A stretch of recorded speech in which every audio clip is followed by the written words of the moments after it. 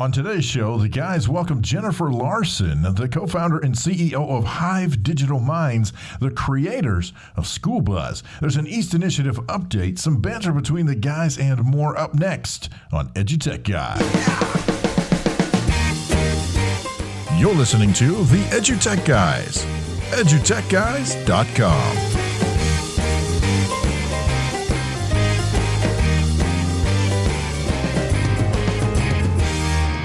Hello and welcome to EduTechGuys. I'm David Henderson. Hey, I'm Jeff Madlock. Yeah, welcome to the show. Thank you guys so much for listening to the show this week. We've got a really cool guest today. Really cool guest. And if you want to be really cool, jump out to the web and go to Google, type in EduTechGuys, and you're going to find us. You can also find us on social media or just go to our website, www.edutechguys.com.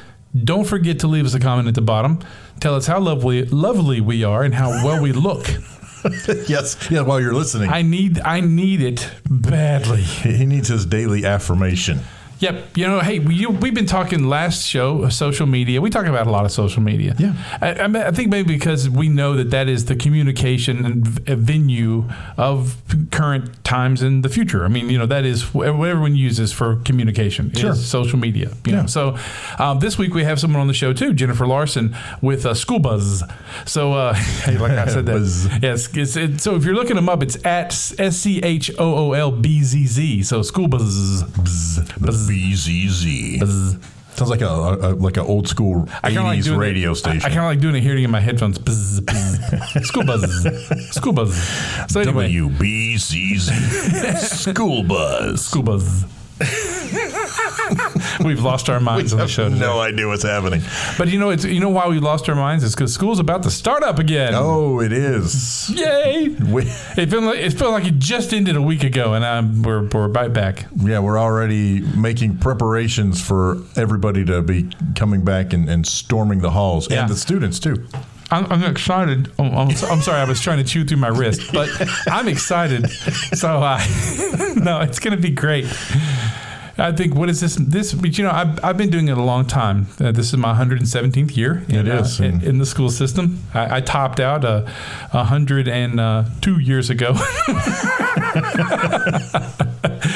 No, it's going to be a great show today, and we got an East Initiative, and I noticed on the old social media that the East Initiative is doing their training. They're doing their teacher summit right now, getting their new teachers ready for this year. So I'm sure we'll hear a little bit about that. And they turned out an extra episode early because they were going to be gone to their summit, handling their business. Yeah, talk about being ahead of the curve.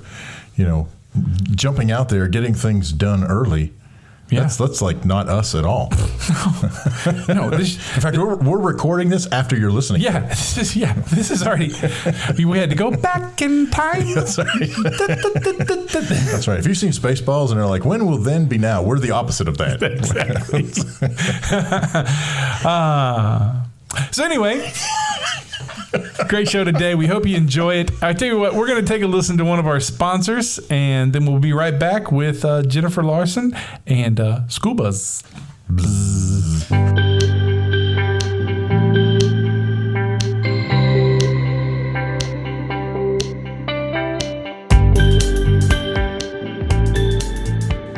I've been in education for more than 20 years, and I've seen the challenges that some students have to face every day.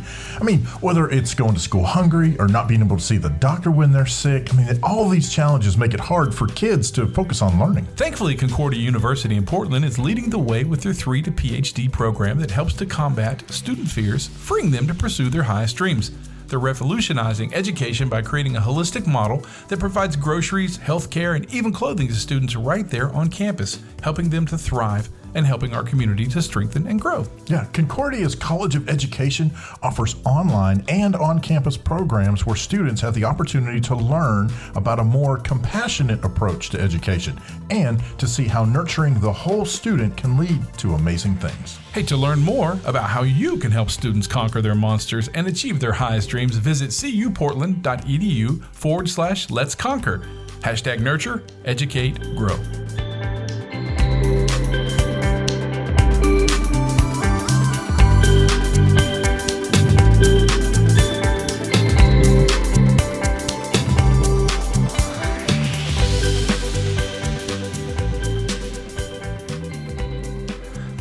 Hey, welcome back to the EduTechGuys. We're real excited to have our next guest on the show, and I'm going to let her introduce herself and tell us who she is and all that kind of good stuff. So here we go. Hi there, everyone. My name's Jennifer Larson. I am a co-founder and the CEO of Hive Digital Minds, and we are the creators of School Buzz. And what we're all about is parent communications and parent engagement. And School Buzz is really a product that's focused on trying to engage parents in a way that we can ensure that all students have the support that they need outside the classroom. So kind of where this came from is it started as a personal frustration for me. I have 4 kiddos, and we were just getting inundated with messages in all different types of mediums. And so really just started to focus in on, was there a way that we could streamline this? And been working with parents for a number of years. I actually have been in the K-12 space for about 15 years now. I was originally a founder of 2 charter schools out here in Colorado.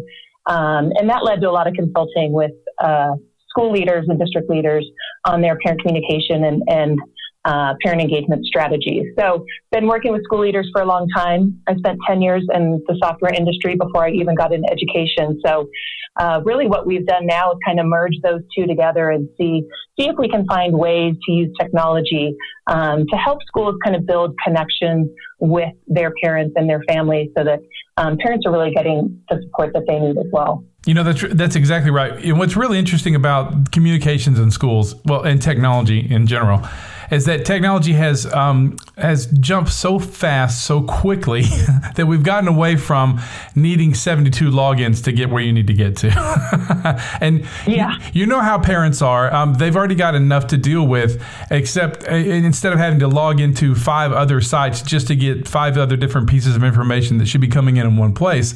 And it sounds like you probably ran into that same problem and realized, okay, I've got to fix this somehow. That's exactly it. And we actually see it on both sides. You know, I sat through this process when we sat down and did a few years of pilot programs with schools. Is, you know, on one side, I've sat down with teachers and I'll see them pull up kind of their browser on their computer, and they have, you know, 20, 25 tabs open of not just kind of course-related materials, but then kind of the website where they're pushing information out, or emails they've started, or they might have messaging apps that they're using. And the teachers themselves, we see, are posting information in multiple spots. So trying to streamline on their end.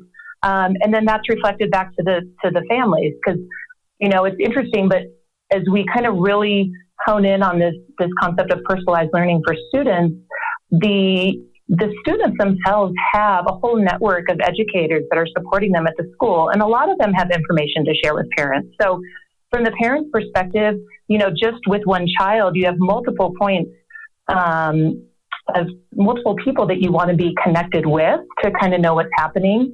And then even on a bigger scale, there's just kind of the school updates themselves as far as, you know, what's happening with the PTO, what's happening perhaps with teams or clubs or all the other information that maybe isn't academic specific, but kind of still impacts your school culture and what's happening at your school. So it's just, you know, yeah, the bottom line is trying to simplify all that, because we see both sides really doing their best to try to keep up with it, but it's gotten really overwhelming the last couple of years. It definitely has. So let's see if we can use audio to convey exactly what School Buzz does.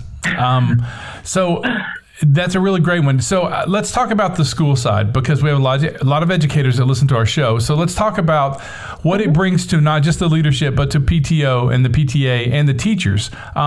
Is there let's kind of go through the workflow of how that works for, let's say, the K-12 industry itself, for the school and the leaders and the teachers. Yeah. So if you think about the workflow, so we have kind of 2 products that we can sell today. School Buzz itself, I mean, on the bigger picture, it's really trying to allow the school staff and the teachers to use the minimum number of tools that they need to use to get information out. So we recently partnered with Schoology, and our partnership with them, the focus is on letting the educators continue to use Schoology to push all their information. So they're constantly posting updates and assignments that have to do with what's happening day to day. Our goal in our partnership with them is to then pull that information out of Schoology without the teachers having to use yet another program to communicate and share information with families. So we're trying to simplify on both sides. For schools that don't use Schoology, then they can implement our School Buzz platform, and then that's a way for teachers and the PTO and the club leaders to all publish information to parents. And so really it's about simplification and trying to minimize the number of tools that a school is using. We firmly believe that it kind of starts with information.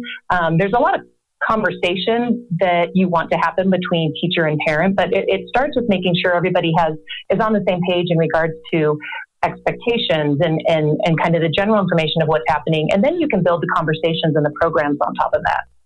So let me ask this question. We get this question a lot when we talk to a lot of principals and we talk to a lot of superintendents. They always ask, who makes sure someone doesn't post something incorrect? Is there a checks and balance system inside? Do you guys use the same thing? Do you guys have a checks and balance system? Yeah, and I think something that's incorrect and inappropriate is one thing, and principals having the oversight to pull that off immediately. But that seems like that's a pretty rare occurrence. Cool. Something that's incorrect, I think we just have to. I think we live in where today people are posting things pretty quickly, and I think we have to know that it's probably not always going to be the most perfect post, exactly. Or there might be a spelling error or something like that. So giving educators the ability to go back and edit it if they want, but at the same time, I think we have to be a little bit more just understanding that let's get this information out, and it's a lot more conversational. I think these days where parents are wanting more frequent, shorter updates rather than the big long 3 or 4 paragraph kind of email summaries at the end of the week. And with that shorter, more frequent update, it's a little bit more conversational. And so I think we all have to know that at least have a little bit of grace around, what those messages say or how they're written. But absolutely, giving both the principal and the teacher the opportunity to edit and update or delete if they need to is super important. So along that line, communication strategies. Let's talk about that. So how are you guys dealing with that, and what have you seen in the big changes? You just mentioned that people want to see a lot of smaller posts quicker throughout the day because we notice that everyone's on their phone, and so they're always checking Facebook, right. They're always checking Twitter, Instagram, hopefully not Snapchat. No, I'm just being obnoxious. But I'm still trying to figure that one out. Me too. That one's just way over my head. So, so let's talk about that. How you help not just you're not just providing a platform, but you're also providing the opportunity to help develop some great communication strategies for the schools that you work with. Yeah, and I have, I've spent about 25 years in communications, and it stems, time in the business world before I jumped into K-12 on the education side. And I do have a strong opinion about communications and how we communicate. And a lot of it has to do with the evolution of kind of technology and what we have. And I think for the most part, 20 years ago, we were super excited about building these giant websites, and maybe it was even 30 years ago. I'm probably dating myself, but it was all about we were very excited to have all this information at our fingertips because we didn't have it before, and I would say that the average consumer was spending time searching, finding, diving into search engines and just seeing what we could find out there. At that time, all companies, schools, everybody was building these big, massive websites. That was about the only tool that we had available to us. But what's happened now in the last, let's say 10 years is this rise of social media and the fact that we have now a phone in our pocket. So it's a much smaller screen that we're reading messages on now. It's also pretty much connected to us almost 24/7. So between the alerts and the pings and everything else that we receive, we're more frequently checking messages than we were back when we were scanning websites. And I think one thing that's really interesting to me when schools are diving into their communication strategies, and a lot of times we'll sit down with a school or district and just do almost like a communication needs assessment as far as kind of an audit on what tools are you using and what information are you pushing to whom and how. But it seems like a lot of folks are still think like a bigger, better website is the right answer. And let me just continue to put more pages on my website. Let me just continue to push all that information out there because then it's out there and everybody can find it. And the hard thing with that is what we hear from parents is they don't want to spend the time searching and digging through pages on a website, and how you think you want to organize your website versus how I think I should be able to find information on your website, that can be a challenge as well. So one of the things we really try to do with schools is have them look at what information are you pushing out to the public from more of a prospect recruitment tool. You're trying to reach new families. You're trying to reach new employees. Maybe you're trying to reach donors. That is great for a website, having those messages and that story on there. But once you have families that are enrolled in your school and you know who they are and you know who their kids are and you know what they're involved in, there's different platforms for that. And that's where we really kind of built the whole School Buzz vision, was around, let's take advantage of knowing who these folks are. We know what classes they're enrolled in, and how do we get them more connected with that day-to-day of what's happening in the school that's separate from them having to go out and surf through a bunch of web pages. That brings up, my brain's thinking of 50 questions as you're talking about that. I agree wholeheartedly about web pages. I've been in this business for 30 years. I can talk about that forever too. Yeah, so so I've been doing this for 30 years, and I've been telling them, listen, all web pages are just yellow pages. I mean, that's just that's all they are. It doesn't have to be these big teacher pages and the whole bit. It's all now about instantaneously. So let me ask this question. What have you guys learned in doing this about consistency and the timely aspect of when you send these? Like, do you guys, have you learned that the best time to post is this time, and this time throughout the day? Or does it really matter? Are you seeing any trends in that, especially with parents? I think it depends which parent you're talking to. I think, from the standpoint of using, let's say, social media for a recruitment tool where you're trying to engage families to come to your school or employees, I think when you're posting updates for that audience, there's very specific times where parents are probably on Facebook and checking, or whatever tool they're on, checking social media. And that tends to be, the afternoon hours, the evening hours, the Sundays, when they're kind of in that school mode and looking through some of that stuff. But when it comes to families that are enrolled in your school, I don't know that I've seen a time of day. I mean, obviously, when parents are checking is going to be, if they're working parents, it's going to be during the non-working hours. But we almost see more frequently what parents are asking for is, number one, what we've heard for 2 years now is the notification strategy that you have tied to whatever app you might be using is super important, because that is really what is drawing the parents in and reminding them to check, oh, there was a new update that posted, oh, there was a new assignment that was posted. So notification is huge. And I think that almost probably dictates when parents are jumping in or out. Parents in general seem to be checking, if they're looking for updates and assignments, they're doing that a couple times a week. They may not have to get in there every day, but it also varies quite a bit on the age of the child and how much they're really trying to help manage. If it's, say, kindergarten, first grade, second grader, we see parents that are, in the app and wanting to be engaged on almost a daily basis, because they're typically helping their kids with homework every single night. But you get up to more like 11th grade, 12th grade, kind of the high school kids, when we've done some pilots there. It's a little bit different. We see a lot more involvement on kind of what's happening with the teams and the clubs and the events going on. And so that may not be quite as frequent. But we see kind of just the whole notifications tied to it. That's really kind of the piece that's really drawing the parents in. Mm-hmm. So let's make sure we don't miss this. Professional services. So, by the way, your website is excellent, because it's everything we need to know right there. It's just like boom. So it made our research really easy. Oh, awesome. Yeah, we really enjoyed it. I've been working on the website space for so many years. So yeah, I would hope we would do a decent. Although I constantly have a list of about 50 things I want to improve on it. Oh, sure. So we're always iterating and trying to improve and make it better. So let's talk about a few other services you guys offer.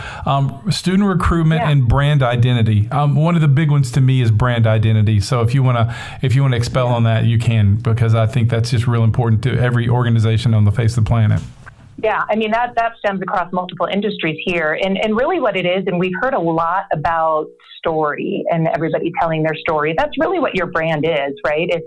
It's what are people kind of saying about you when you're not in the room? Right. And so everybody has a brand, whether it's an intentional strategy that you've developed or not. And one thing that we've done is out here in Colorado, we just had, specifically in the community we're in, we had a lot of charter schools that were founded around a similar time period, a lot of new schools popping up. And it was interesting because initially, a school could say they were a charter school, parents were interested, and so they enrolled. And then it got to a point where there were a lot of schools in this community. And so we really had to dig in and start working with schools on, okay, so what is your story? Like, why you? Why are you different from the school down the road? Why are parents choosing you versus the school that might be walking distance? And it's been interesting because we've worked with both district schools and charter schools, the neighborhood schools and charter schools on this, of just really trying to identify kind of what their key differentiator is, so that really I look at it from the parent standpoint, in that the better job we can do at explaining what the different programs are offered at a school, the better the better decision a parent will make around finding a school that's the right fit for their child. So it's really good to kind of know. And some school leaders will say, well, we don't know. I mean, we've kind of been doing this and we've never really had to think about it. And then I tell them, well, then start talking to your parents. Just like ask them, like, why do you come back every year? Is it a specific program, or is it just that we have amazing teachers? Because that may be it. And so I think every school has kind of a unique story to tell. And sometimes you got to dig in a little bit, but that brand's really important. I want to deviate just a second, because you, on your topics, you also put that you love talking about entrepreneurship, and we do too. So we have a good gaggle of students in the EAST program. I don't know if you know about the EAST initiative, but it's a great program that was started here in Arkansas, and it's spreading across the country. And they're building entrepreneurs, is what they're doing. They're building building problem solvers. So since you've been in the industry for a while and you've done this and lots across the board, what would be your top 3 to top 5 pieces of great advice, maybe elevator pitch style, for the students that listen to this that are thinking about, I don't need to go to college, or do I need to go to college? Or I want to do this. I have this service, or I have this product, or I want to do this. I want to be an entrepreneur. What would be your top 5, top 3 pieces of advice you give to them? I would say if you have an idea, don't overthink it. Like, the sooner you can start talking to people about it and getting feedback, the better. I think my undergrad degree's in math. I'm super analytical, so I probably have a tendency sometimes to overthink, overanalyze before I get started, and it takes me a little while to kind of jump in and go. But you can build kind of this perfect problem solution in your head, and really the value will come when you can start talking to other people and really, really testing your ideas. So I would say if you're a student, or anyone for that matter, that kind of has an interesting idea or a business that you want to create or something like that, kind of write a high-level story about who you think you might be selling it to, and then go try to find some people like that and start kind of pitching them about, what you think you might do. And you'd be surprised how one connection leads to another connection, and how it unfolds from there. And, it can take a lot of time to build that out, but you get really good feedback talking with folks along the way. And I think the other thing is, what's interesting with schools, I feel like, we practice, take a test. And I think it's kind of the opposite for entrepreneurship, where it's like, you have an idea, you throw it out there, you test it, and you have to be ready to iterate real quick and do it again. So it's almost like probably taking the same test 10 times in a sense, because you're constantly, you're executing, you're getting feedback, you're revising it a little bit, you're doing it again. We've had our company now for almost 4 years, and I would say the first pitch deck I ever created, I probably still use kind of the core piece of that when I pitch today, but I'm probably on version number 100 at this point, Yeah. And every time I pitch or every time I talk to somebody, I'm kind of making some revisions to it. And I think it takes some time to get used to that iteration of just constantly trying and retrying and retrying. And knowing that when you get feedback and somebody says, I don't like that at all, it doesn't mean that you have a horrible product. It could be that maybe they're not the right fit for you, or maybe they see something a little bit different, and maybe you should take that advice and pull it into what you're doing. But I think the more that you can get out, start testing it on people, and start figuring out how to bring some of that feedback back into your concept, the better. That's really great advice. I'm a professional musician also. I play the double bass, and I've been a musician for a long time. And so that's a little different. It's pretty much, that's the way I do things. We perform and then we tear ourselves down afterwards. Every time you listen to a performance and you go, okay, great, how can I make it better? Did the audience react to it? And that's what I tell a lot of young students about that, and a lot of kids that are in the idea of becoming entrepreneurs, that you just got to go ahead and perform and see what happens. And then take a look at that after it's over. I hate to wrap it up, but I have to be the time Nazi here. So let's talk about social media. Let's talk about getting in contact with you guys. So if our listeners want to reach out and find out more, what's the best way they can get in touch with you guys?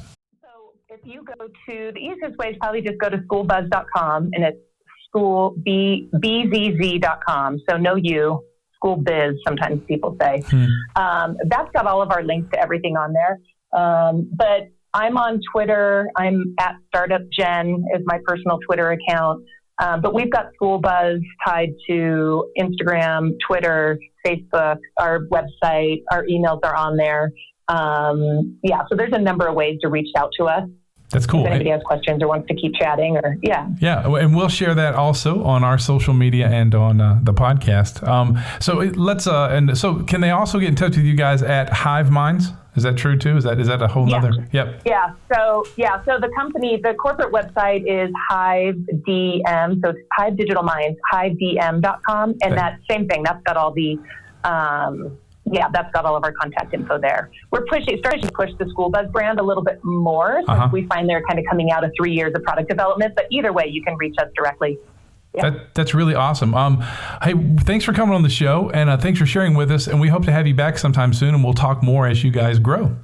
Thank you. Yeah, it was really great talking to you. So thanks so much.